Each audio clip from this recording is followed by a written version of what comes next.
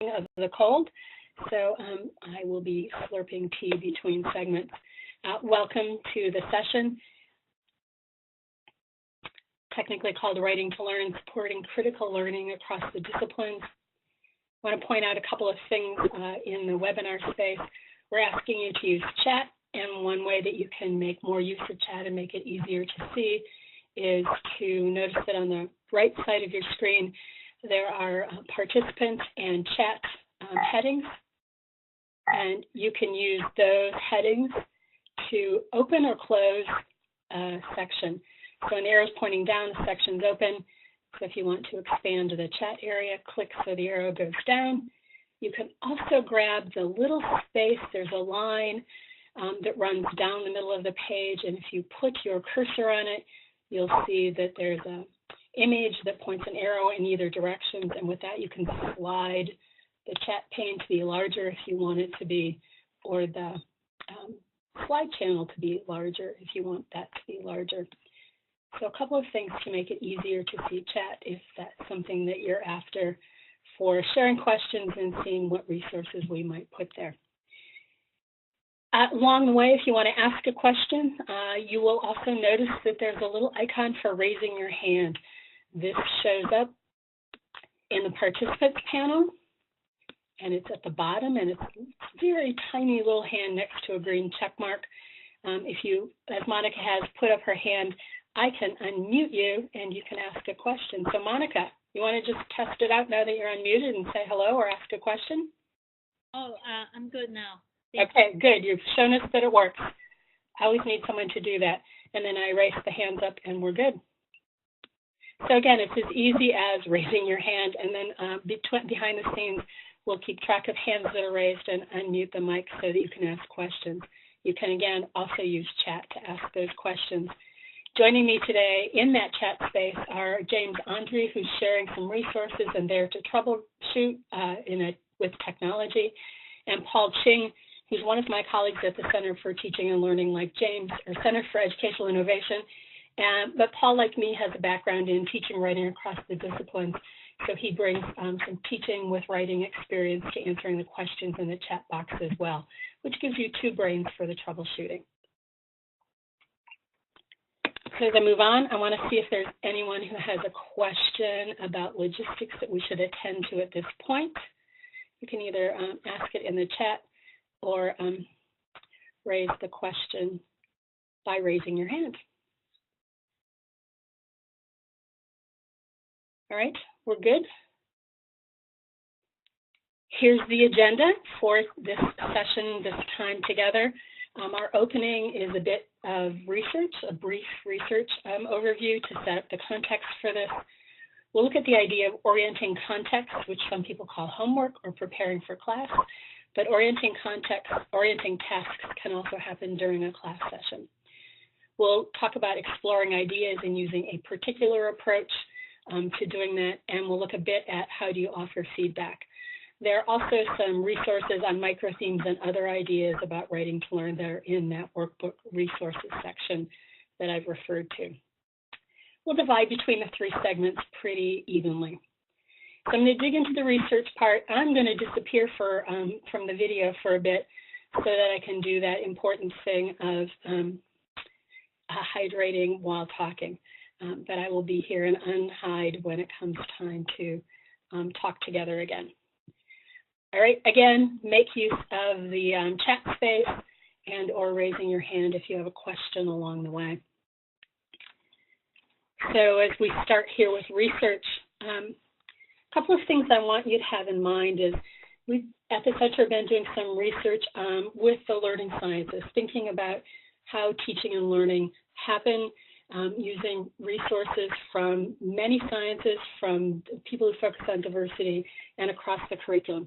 So we'll be drawing on those materials, those resources as we talk during this presentation.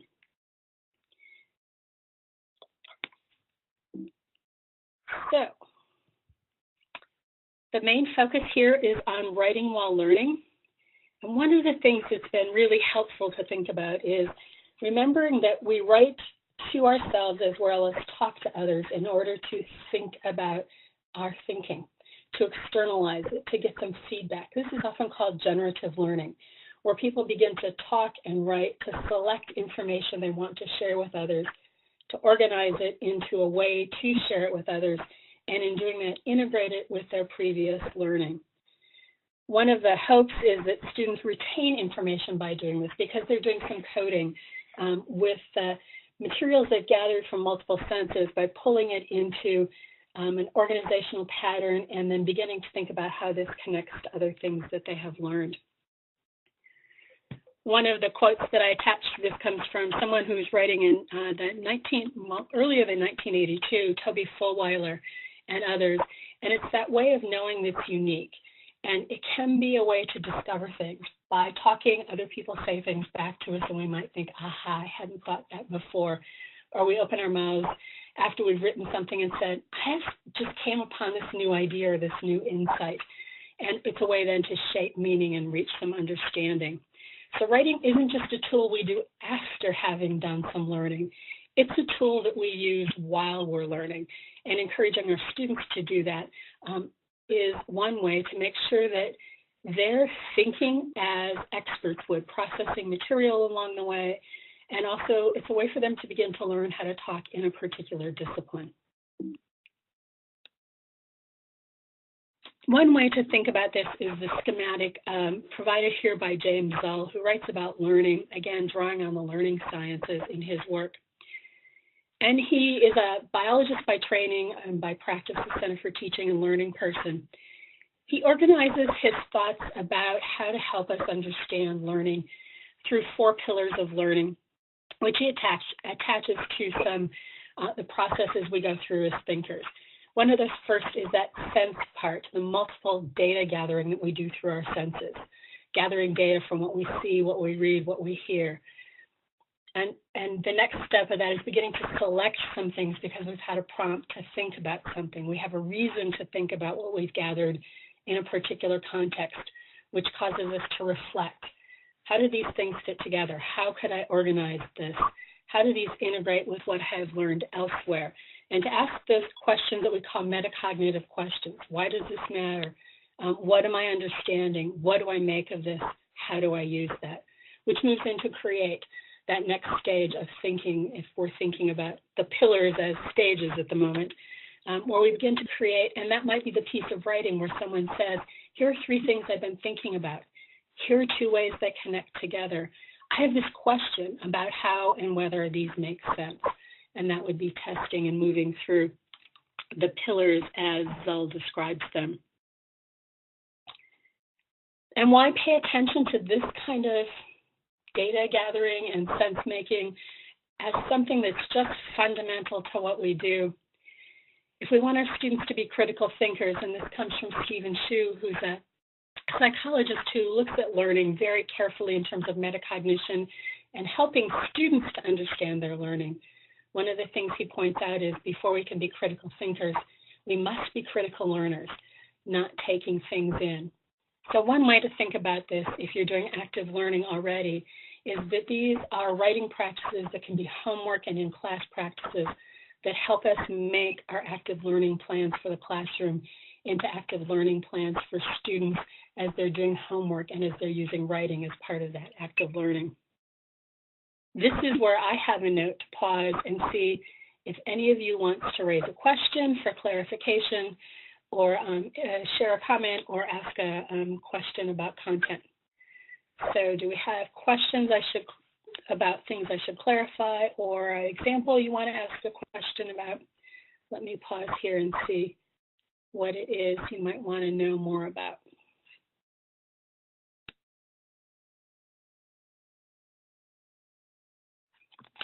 And drink tea at the same time. All right, I heard the beep of a hand. So Monica, I'm going to unmute you and take the hand down. Go for it. I wanted to know the last name of the author you mentioned last, Stephen who? Stephen Shu, and it will be on the slide, and the slide deck is completely available in the folder of resources that you'll get afterwards. And one thing I will say about Chu, while I have his name in my head, is that Stephen Chu is someone who earned his PhD here at the U, and he has a really nice, I think, 6-part series now, video series, that he created for students about how to learn, how to think about their learning at college level rather than relying on their old high school strategies. And one of the things the teachers I work with and I have found is it really helps me too to think about how I'm coaching my students to move from novice learners to experts in the field and become professionals. So Stephen Chu, and he's Stephen with a PH in spelling his name. Other questions or clarifications that I can do? All right, and I do believe that if Chu's not in that footnote, I will make sure that I put him in there for the videos.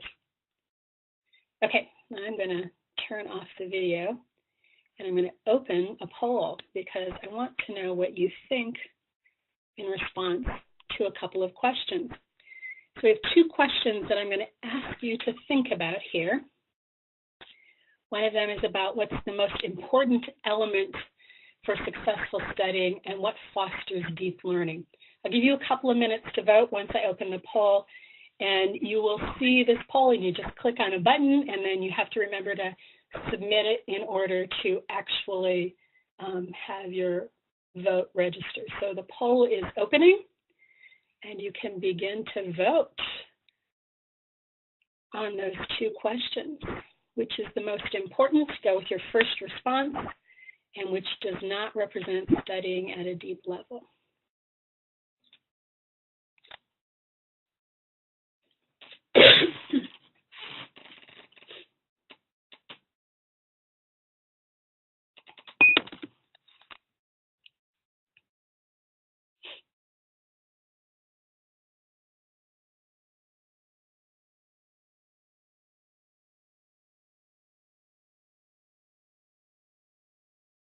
Couple more people to get in there and vote. The voting's happening. I'll leave this open for some more time. We're not in a hurry on this one.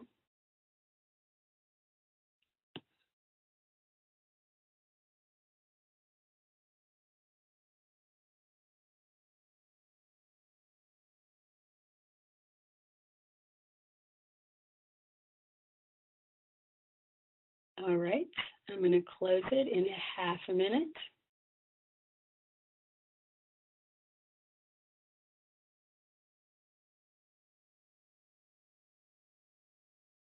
You're good. You're responding in a clip here. Thank you.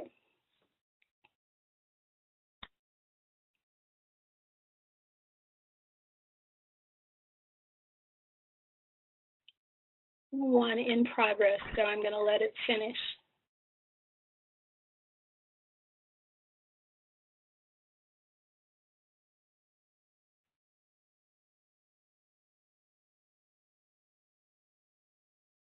All right, that was only 2 minutes. I'm going to close the poll, which will give you all access to seeing it.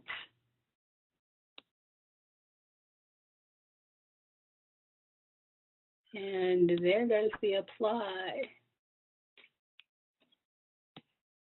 So it looks, according to this, my screen, like you're seeing it. Can Paul or James, can you confirm that?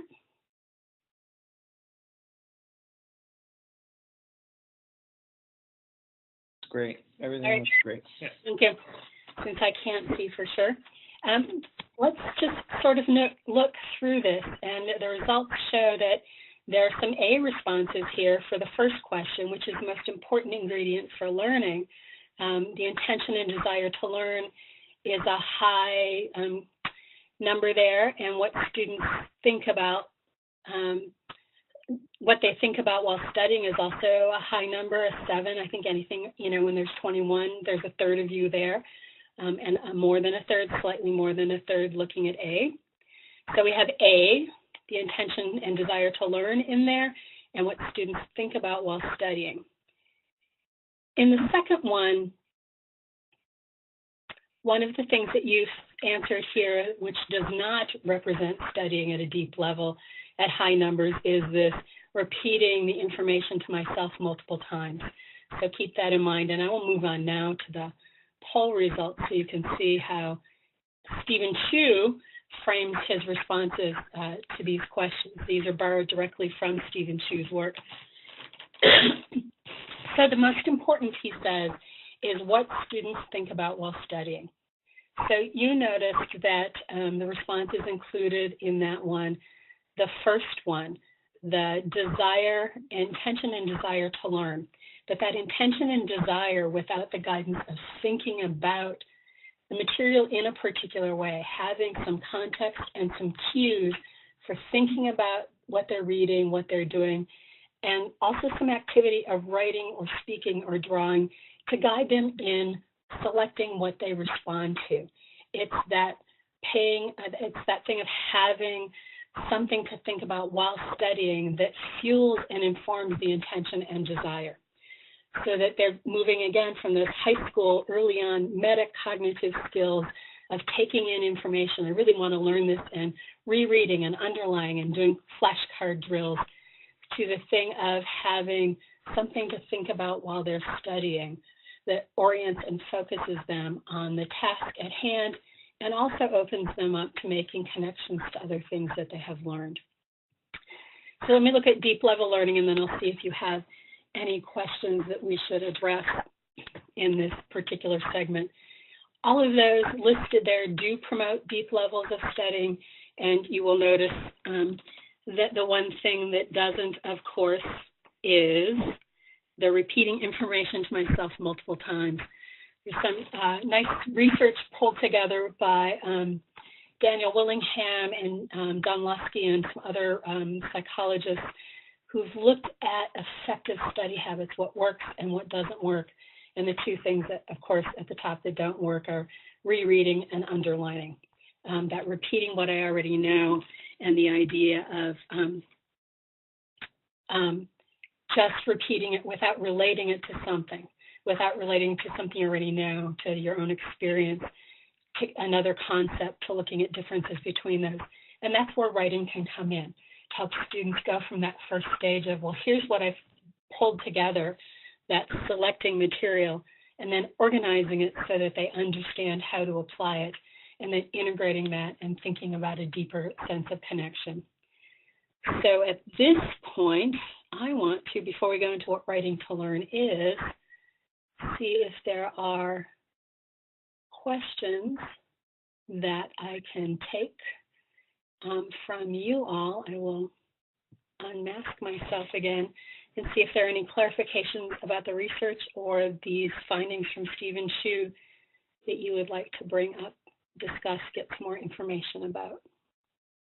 Again, raise your hand and or use the chat.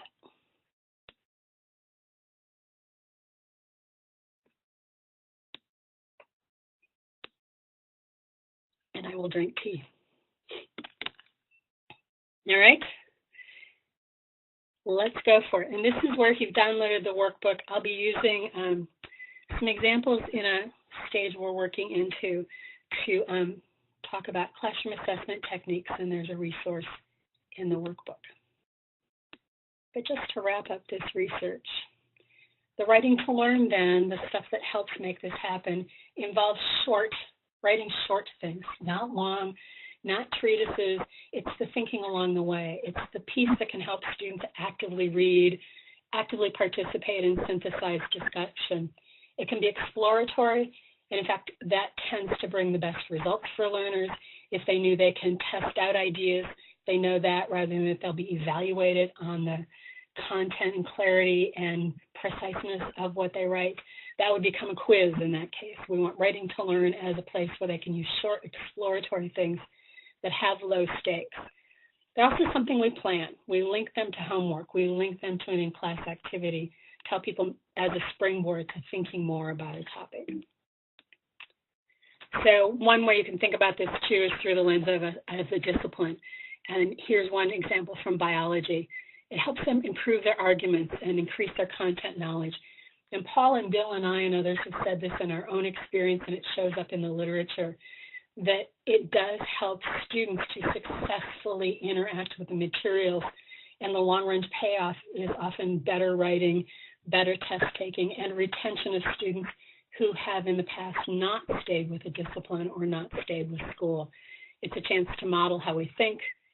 It encourages revisiting of ideas over time. You can do a writing to learn activity at the beginning of the week, have students go back to it at the end. What are you making sense of in this reading?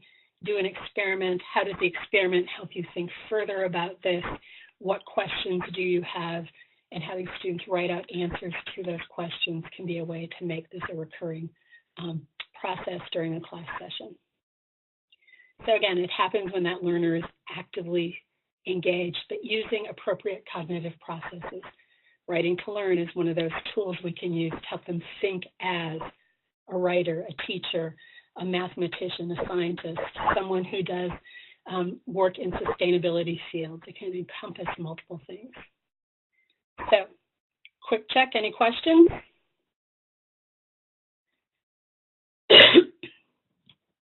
All right, let's go to that orienting task as a classroom assessment technique.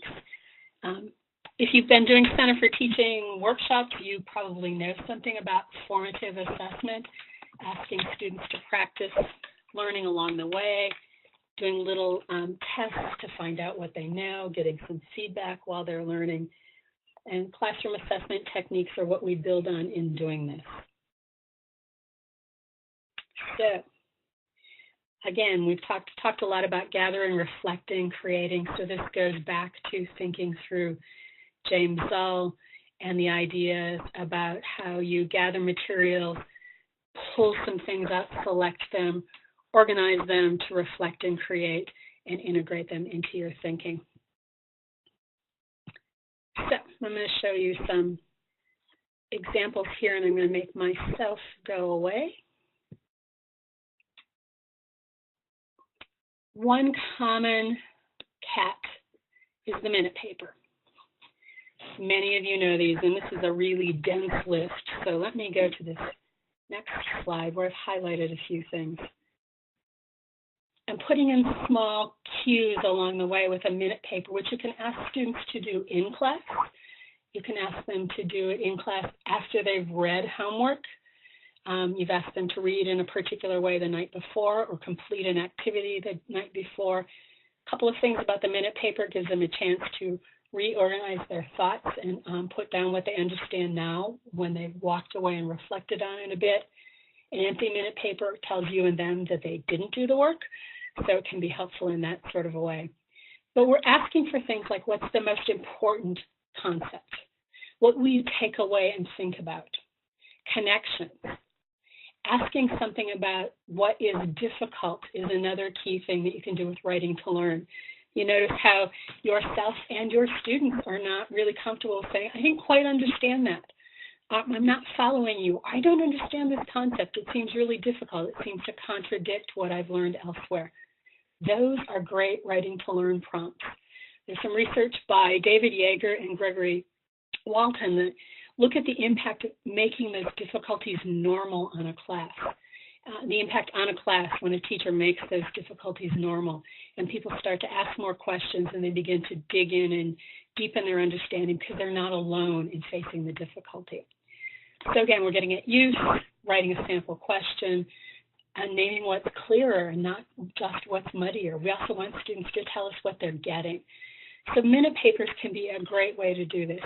If students bring a minute paper to class and they do some thinking with you and take notes during class, they could do a minute paper to close class and write about what's clear or what remains difficult. And as teachers, we could read those bottom pieces and know where to start out the next day. Minimally, looking through 30 of them in a 200-person class will give you an idea of where your students are at. Here's another way to think of the cat. This is a directed paraphrase. Instead of for tomorrow, read this particular article, if you ask students to read it and pay attention to the discussion of employee morale, and then summarize, paraphrase for an audience, how you could share these ideas with a peer. What you've done is made students select and organize materials for a specific audience. They're better poised for discussion. They're also better poised to join you in the presentation that you might make in class. Another example here is from computer science, where you might start with something as simple as annotate the reading on programming.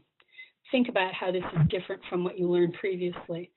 Or asking students to create a focus list, and in one list note what's a departure from what you've learned before. And also, is there another way for a programmer to achieve the same end, and listing reasons for that. This was shared by a colleague at another school.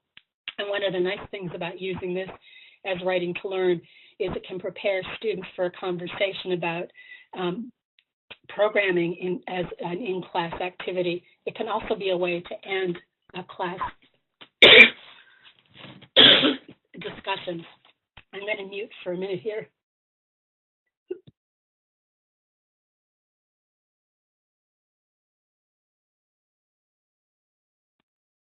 Hi, Eileen. This is Paul. And hi, audience. This is Paul Ching. I am the moderator of this. And I just wanted to actually just underscore a few things of what Eileen was saying. I think one of the things to think about as you are planning CATs is to remember that writing always has an audience, right? When you write something, you have an audience in mind.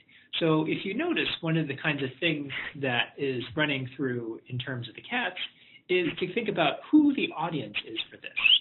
So oftentimes it's the audience for a CAT that students write is as students. So Eileen, do you think you could go back to slide 21? It's the overview of CATs, or James, can you? Okay. Yeah, so if you notice here, what you'll see is a whole bunch of CATs and different kinds of prompts that you want students to think about. And so the first one is clearly from the audience of that is from students, right? Students are writing to as students. But if you kind of go down the list and look at, for example, writing a sample exam question, they are in some ways taking the role as the teacher. And that can really help develop their metacognitive skills in terms of thinking like a teacher. And so one of the important things, again, I just want to underscore is that whenever you have writing, there's always an implied audience that's involved. Perfect. And the core message, the bumper sticker, those things can get at it too. I'm now sucking on a cough drop, so hopefully I will articulate and not cough. This is another audience one where you can think about a summary sentence. Often we have visitors join our class, and we hope students will come with questions, or we have them write questions, but one of the things we can do is ask them to write questions that you want the presenter to explore further. And what they're doing is preparing for an audience who's outside of their class. But also you can ask them to present and think of their questions in a particular area. So they begin to ask questions from a point of expertise and want to understand more about social stratification. So it's a way to position themselves in the audience and actually know something about the topic and talk to the panelist, the guest, about that particular idea. So this is where we pause intentionally for that part of saying, do you have questions or ideas that you would like to share with us about how to use CATs, idea about how you might use CATs? So raise your hand, grab the mic if you want to share an example or ask a question. We got some time for that.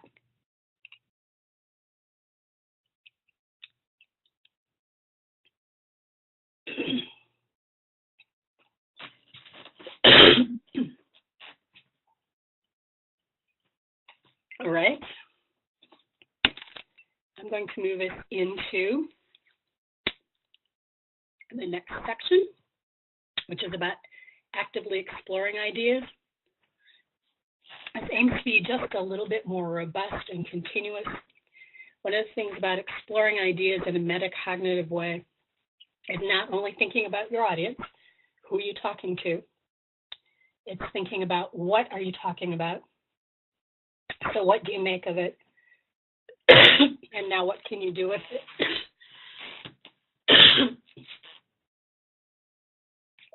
Paul, can you do this for a second? Okay, sorry about that. We're just kind of shifting between the points. So one of the things that we're kind of moving into now is really trying to get students to actively engage in their reflective process. And so what we have here is trying to get students to make those connections before, during, and after. Again, this is that whole part about metacognition, right? And so tying back to what we're thinking about as we are learning. Because one of the important things we know in terms of learning is that learning is created by making connections. So in this case, it's about making connections between what was before, during, and after. So in terms of thinking about that, it can be as simple as making students kind of think about what they've remembered in prior classes, how it relates to the current class, and then how it might affect future kinds of topics and concepts later. Perfect. And one of the nice things about that is, as teachers, we have them oriented to what we're talking about. We don't have to read everything. We can ask students to report out some ideas. We can also pick up a batch of writings or have them do it through Google Forms and respond to the whole group and use that to guide us through the next part. I'm going to share again some examples of how people have used 3-2-1. And the idea is to get students to first do some divergent thinking by pulling out some ideas, like 3 differences between feudalism and nation states. Not discussing it, but really pulling out and selecting 3 examples of differences. The next part is to synthesize. What are the effects then of feudalism on the economy? And one question about the topic. So in each one of these stages, they're selecting, organizing, and then beginning to integrate. What's a question? What's not answered? Where do I want to go with this? And again, putting it into science or engineering and math. 3 scenarios where you can use the technique you discussed. Maybe they're about to do an application project based on readings or based on a previous experience. What are scenarios where you can imagine using this? What are assumptions you need to make about the situation? So you're getting them to look very specifically at organizing the material for a situation and a problem you want them to solve. And again, making room for that difficulty or a question. You're asking them to use techniques that you've discussed in a novel way. So expect and anticipate questions. And this is what we mean in part by thinking about planning for these activities. I could have my students do the readings for either one of these and come into class with the 3 differences and the 3 kinds of scenarios. I could have them then talk in a class about coming together with, in their small groups, 2 effects of feudalism on the economy. Maybe I point to different places in the economy for them to think about that. Maybe I give them a chance to talk about a particular situation with their 2 assumptions. Again, it gives me leverage for how to get people to talk in class and make sense of what they've studied by thinking about how this matters and what they might do with what they've learned. Here's one from Exercise Science. And again, this one's tied specifically to reading, where there's more research about why and how this is helpful and successful for students, using it with reading. And it's sort of a self-testing homework practice that most positive results in the biggest studies I know about relate to these 2 areas.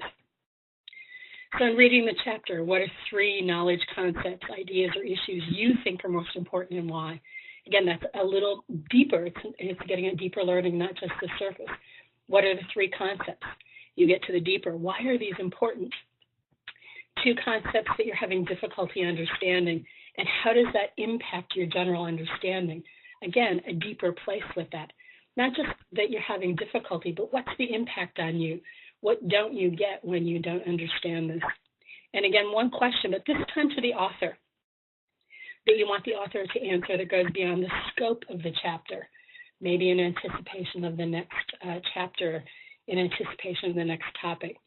So in this sample with Exercise Science, it's moving beyond the surface to get to some deeper thinking with it.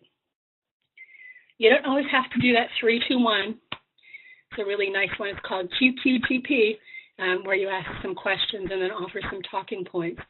Great for interactive classes of all kinds. A colleague of mine has used this in a lab. I use it regularly when I'm starting out a new topic. What's a question that you have now that we're just starting this reading, this topic? What are 2 quotes that you really have latched onto that help you think about it? Tell me why they're puzzling. Tell me why they're compelling. It's a great discussion prompt in an online setting as well for that reason. And then 3 talking points. When you think of the previous class and other discussions that you could bring into a discussion on this topic. Again, there are ways that you can prompt people for knowing that they're going to do this by adding a line like, we'll draw on your ideas throughout our class session. If you can give them cues about how you're going to use these in class, that's great, because it helps them, again, as Paul said, and we like to emphasize, think of an audience. So again, why do this? There's some ways you can do this.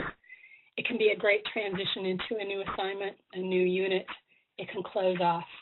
And anytime we can help students manage their cognitive load by thinking more deeply and making a record of it, what they begin to do is synthesize that loose information and decide what to let go of and what to integrate. These activities can be great for turning for use during a small group or a team activity where people come with equal things to talk about and have a particular task that they have to accomplish. Writing 3-2-1s can be part of, if you're doing jigsaw activities where one group is reading an article and another group another article and the third group the third article. If they each come with 3 key talking points to point out about their articles, when they come together, they have those 3 points. They can apply those to come up with 2 new ideas that they've gained, and one way they can apply it to their own work. Again, it's a way that you can think about using these not just as discrete reading and preparation for class activities. They can become a framework or a format from which to do other things in your class. Index cards are handy, and Google Forms are a great way to have students respond to these if they're doing them in class and have computers or outside of class. They answer the questions on a Google form. You have their email address. You can look at the whole document. They can also be set up so that students keep a copy of their work, which means everybody has the work. So again, this is where I mute and say, are there questions? Are there things you'd like us to clarify? And thank Paul for taking over the mic when I needed to cough.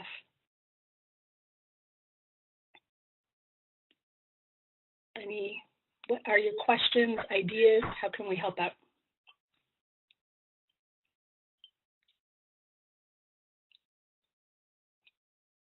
Okay. All right, I'm going to go and wrap us up. Oh, that's great. Whoops, these slides are not supposed to show up in here, so let me get you into that one. There we go. We're going to look a little bit at feedback as the final piece of this, where I am just going to go to my notes here.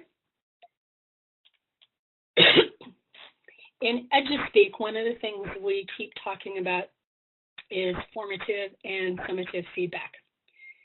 And the idea of feeding forward is especially important for formative feedback. The feedback we give when people are practicing, trying out ideas, doing low-stakes writing, like writing to learn. We're not teaching them how to write. It's a completely different topic, but we are teaching them how to use writing to help capture course ideas, experiment with them, explore them, make connections, synthesize. So the kind of feedback we're doing is formative. It might be that in some ways this is practice for the exam. It might be that they're doing some early writing and writing to learn that helps them to later write a longer paper or project. But the feedback is not about evaluating how they're getting there. The feedback is about giving them coaching to move further ahead in what they're doing. So one thing I like to think about with formative feedback at this stage is the idea of feeding forward. I'm moving you ahead. It does a couple of things for me as a teacher. It reminds me that I don't have to respond to everyone. There are patterns in what students are understanding at certain stages that I can anticipate, and that the Writing to Learn material reveals to me. I learn more about their learning. It's my perfect time for, as I say to my students, I don't read minds, but I do read feedback. I do read Writing to Learn. I do read CATs. I can read paper. I can read images. They could draw these things. So rather than reading minds, which we often default to when we lecture and just watch this large group of students, we're left with reading their minds. Did they get it or not? With Writing to Learn, you have evidence about what they understand, where they're at in their understanding, and how they're shaping the materials that they're understanding. So they're able to feed themselves forward in learning. And when we give them feedback, we can feed forward by talking about the learning in some general ways. We can do what we call global feedback. Here's what I'm noticing as patterns. It gives us also evidence we can show to the students. If we pull some ideas out of their Writing to Learn, that's something we can project and share because it becomes anonymized. It also gives us a chance with Writing to Learn to ask students how an assignment or how our teaching is working for them.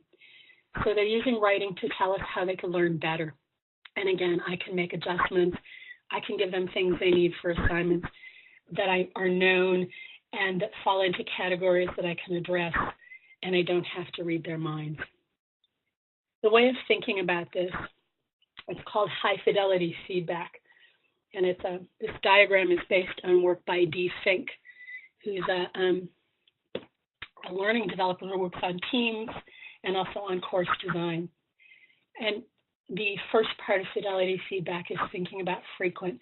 And that doesn't mean always, all the time, and we use all of our time as teachers to give feedback. It means as we're observing something and they're using what they wrote, the homework they're preparing for class, we can give them feedback on how they're doing, on the ideas that they share with us. So we're giving them feedback in class or at the beginning of the next class period, which means we're not waiting for 2 or 3 weeks to mark things up, which means it's immediate and it's acting on what they need to know for the next stage.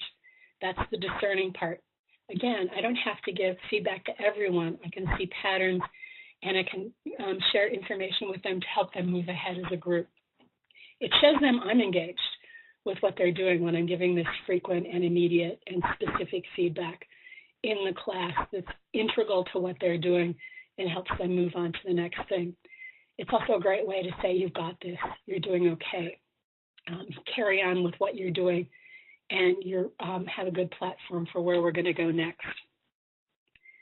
The main thing then is to just think about what your plan could be. How could you bring in not Writing to Learn every day, but how do you bring it into thinking about how your homework assignments and tasks can be stronger in terms of linking them to a specific audience, to building and deepening knowledge. And maybe you find 2 or 3 things to do, which is why in this one we suggested ways you could use CATs or 3-2-1s. They're both great for adapting to the situations in front of us. Paul, I know you often have ideas on this. Is there something you want to share here? Okay, so one thing I was thinking about is to think about this notion of the 3-2-1 is that one of the ways that it works is because it particularly draws on our knowledge of the past, because 3-2-1 is like a countdown. So if you can think about how you can make connections with your, because we know again that knowledge is retained and remembered through connections. So the 3-2-1 can be particularly useful as a mnemonic device because, again, we are familiar with this notion of 3-2-1, or just even this notion of past, present, future. That's a kind of sequential sort of way of thinking about time. So again, if we can just try to remember the ways in which to create hooks or connections or relationships to the knowledge, I think that can be really helpful for not only you as the teacher to assess their knowledge, but also for students as learners so they can help, again, connect that knowledge. And that thing about 3 completely amazes me all the time. I started using Writing to Learn. Even though I was teaching writing, I wasn't always using it in my other classes. I was always teaching people how to write, but I hadn't always taught Writing to Learn when I was starting out. and incorporated that. But I started using the minute papers and some other CATs, and I would do them always 3 times in a unit. And one was at the beginning. So what are you understanding? What's going on here? Then I'd use it midway point. Now, what do you make of all these things? And it might be a minute paper asking them to connect things that we'd studied in class. And at the end, it would be a, so what do you understand now that you can take out into the world and use? So my 3 markers are often what, so what, and now what, which are key questions for how we move through things metacognitively. And it can be, what do I know from this material? But it can be also, what do I understand are my tasks? So it has students use that when they were writing, starting an assignment, telling me what they understood the assignment to be. Now what have you figured out in doing the assignment and need more information about at a midway point in a like lovely minute paper? And so what are you making sense of here as you're wrapping up that would be useful for me to share with you as a resource or an insight as we're coming to the end? So just thinking about how something fit 3 times into a unit. I think the first time I did this, I was teaching quarters, and I only used about a dozen of these. But there were really just 4 times because they were all beginning, middle, end. What, so what, now what. Really easy to implement. Other people use the 3-2-1 at the beginning of the assignment, as Paul is saying. 3 things I think I know, 2 things I expect to find out, 1 question, I'm going to pursue this in this unit and try to understand. And at the end, might do, what's a question I understand better, I can answer now.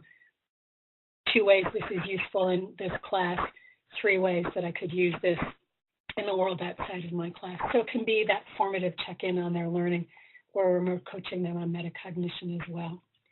Both the CATs and the 3-2-1 have some elasticity when your aim is to get students to think about the material as engaged learners. I seldom get pushback from students, I also want to add, because they find this meaningful and useful. And that includes when I work with graduate students who I'm making take notes like this, who say, I usually don't read this carefully. This was really helpful to me. So there's something for everyone about trying this approach. So again, this is where I'm going to unmute myself and say, are there hands that want to be raised to ask a question or share a comment before we do our bit of a wrap up here?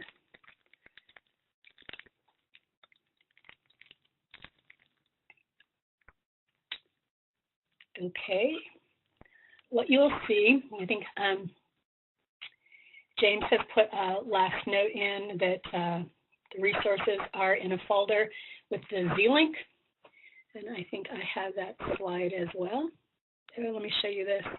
This comes from research. Writing something out is equivalent to reading it 7 times, and I often use that to sell this to my students. Do you want to read something 7 times and underline it and not remember it so well?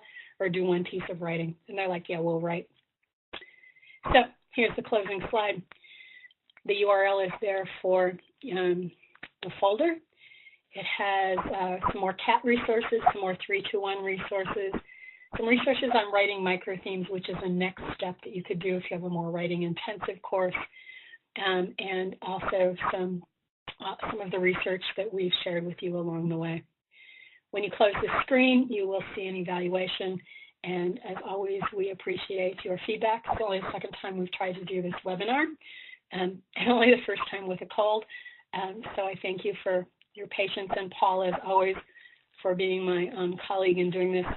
We've been doing lots of work together, and it's nice to have someone who can, chime in on your ideas and take them in new directions too. So thank you all. Paul and James and I will hang around for a bit so we can check out. But if you also have some questions you want to ask us, you can do that. Otherwise, we'll see you at some other experience in the future. Thanks all.